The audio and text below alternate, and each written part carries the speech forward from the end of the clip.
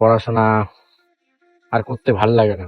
So এই hello guys, welcome to the new blog. আজ guys চলে আসলাম নিউ ভিডিও নিয়ে গাইস। পড়া থেকে আসলাম মাত্র, তো প্রচন্ড পরিমাণে গরম পড়েছিল। এখন দেখছি হাওয়া দিয়েছে এবং মেঘও পড়েছে আকাশে, আর ভালো লাগছে না। এক সময় গাইস মনে হয় যে পড়াশোনা আর করতে ভাল লাগে না, ঠিক আছে। তো আবার চিন্তা ভাবনা করি যে পড়াশোনা করতে ভালো লাগছে না, কিন্তু মাঠে পড়ে দিতে কি ভালো লাগবে।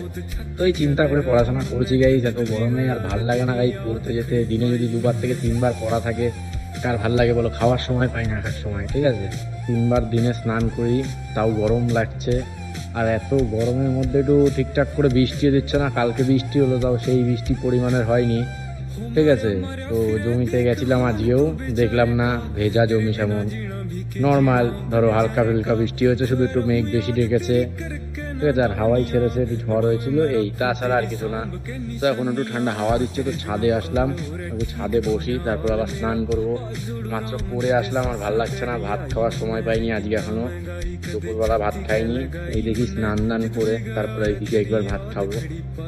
আর কারেন্ট চলে যাচ্ছে, ফোনটা চার্জ দিতে লাগবে, চার্জ নেই।